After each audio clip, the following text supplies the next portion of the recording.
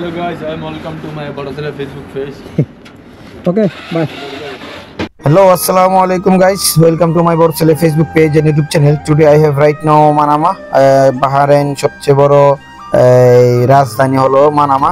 আর এই মানামা আজকে চলে আসলাম। সো একটু আগে যাকে দেখলেন যে প্রান্ত ভাই, উনি আমার খুবই কাছের লোক, খুবই ভালো বন্ধু একজন বলতে পারেন। তো ওনার সাথে দেখা করে আসলাম। তো আমি এখন যাচ্ছি মহারকে।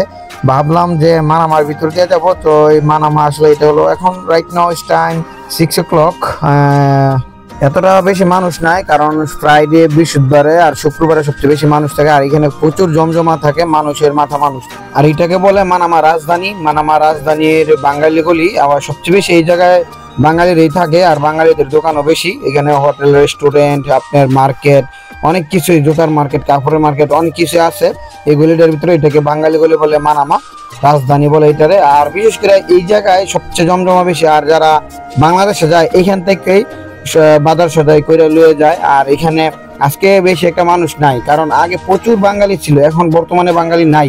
কারণ 2017 সালের থেকে আপনি যদি 2022 সাল পর্যন্ত দেখেন, এত মানুষ ছিল বাহরাইনের ভিতরে বাঙালি।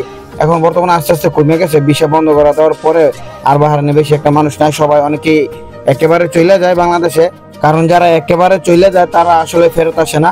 আর আস্তে আস্তে বাঙালি কমতেছে, বিশেষ করে পাকিস্তানি আর ইন্ডিয়ান ভিসা খোলা, নেপালি ভিসা খোলা, আর অন্যান্য রাষ্ট্রের ভিসা খোলা, কিন্তু বাংলাদেশের ভিসা খুলতেছে না। দ্যাটস ওয়াই বাংলাদেশের মানুষ কমতেছে, ঠিক আছে। আর বাঙালি এত ছিল 2017 সালের থেকে, কিন্তু এখন আর বাঙালি নাই।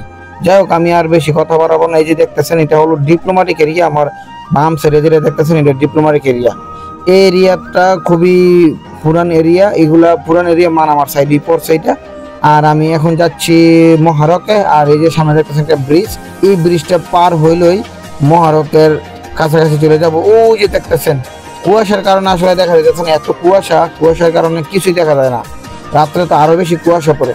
তো আমি ফাইনালি চলে আসলাম। এই যে মহারক, এই যে ব্রিজটা দেখতেছেন, এটা হলো মহারকের ব্রিজ। সো এই ব্রিজটা পার হইলেই আমরা মহারকের ভিতরে ঢুকে যাব। এই যে মহারকের ভিতরে চলে আসলাম। সো গাইস, ভিডিওটা আর বেশি বড় করবো না। Thank you so much for watching my video. ভালো লাগলে শেয়ার দিয়ে সবাইকে দেখার সুযোগ করে দিবেন। আসসালামু আলাইকুম।